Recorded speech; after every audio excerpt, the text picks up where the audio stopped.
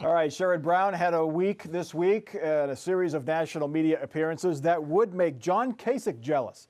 The potential presidential candidate appeared on MSNBC's Morning Joe, also the Rachel Maddow Show. He made an appearance on Late Night with Seth Meyers. I just want to read you some adjectives that have been used to describe you. Unvarnished. Unpolished. That's a good one. Unpolished is okay. Okay, gritty. Gritty, I go with that. Always disheveled. Radiates rumpledness. No, you made that one up. No, it's real. Nobody ever wrote radiate. I don't radiate, first of all.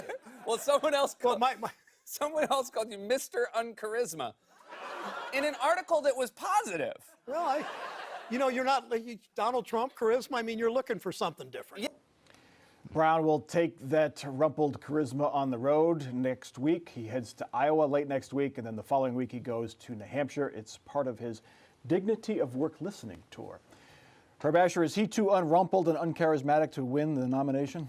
Actually, his characteristics make him more attractive these days. There's something authentic about him. And the issue that he's talking about, the dignity of work, really the fair treatment of workers in the middle class and the working class, that's a core issue. And so he's not getting caught up in a lot of social issues or a lot of identity politics. He's talking about something that actually is real. Now, the question is the Democratic Party receptive to that message? They will say over and over again, we need to do better among the working class, the middle class. We need to, in fact, make sure that people are treated well.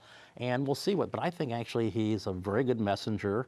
And I think that the fact that he is not this slick politician is actually advantageous. And the fact that he can laugh at himself, I mean, that interview is actually a major plus for him, where people who don't really know him say, oh, yeah, he's real. And so I'm actually thinking that, look, there's going to be 20, 30 Democrats running. What are they going to say about Sherrod Brown? He's too old. He's a white male. I mean, yeah, He's 20. He break through. And Bob Clegg at this table last week made the point, the older white male lane, so to speak, in a crowded field already has Joe Biden with high name ID and Bernie Sanders with clearer issue messages way ahead of him. How does he catch up? I think Joe Biden is the key to Sherrod Brown's campaign. Yes, exactly. If Biden wins, how can Sherrod Brown run? Right. But, I think that there's too much to be said about all these, this lane and that lane and, We had a lot of lanes we got a lot of 2 years ago. Right. We had a lot of lanes and then, Donald Trump won. Yeah. Nobody would have predicted that the mega, millionaire, billionaire guy was going to. He just kept swerving around all those lanes. Zoomed right in there. Exactly. So we'll see how Brown does. I think he's really good at retail politics. He connects with people well.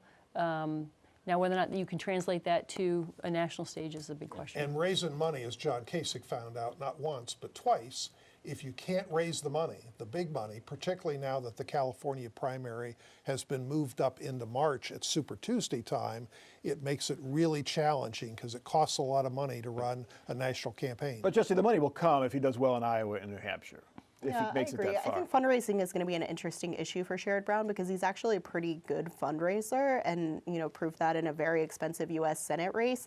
But I think more and more certain portions of the Democratic Party are wary of anyone taking money from PACs or super PACs or, government business lobbyist groups. And that's something that Sherrod Brown has done throughout his career as a politician. And so I think on one hand, you need a lot of money to win this race. On the other hand, there are going to be some Democrats that are critical of the way you fundraise. Okay, back to the message. What's driving his candidacy?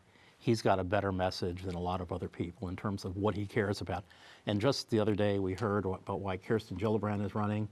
And the first couple of sentences out of her mouth were, well, I'm running because of my children. And I'm thinking, no, you're not running for mayor, you're not running for governor, you're running for president. I understand children's issues are very important. And then the mayor of South Bend said, well, I'm running because I'm the first person in my generation to run or whatever. And I'm thinking, that's not a compelling.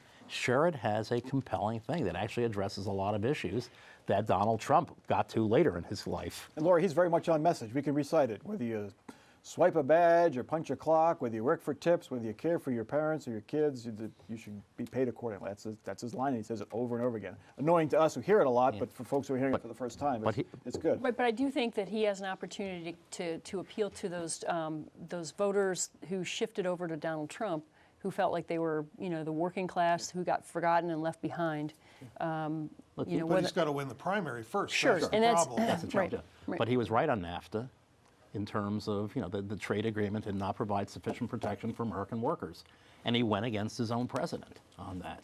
And so he was on those issues. So the whole question of economic security linked to national security, I think he's actually in a very good position there.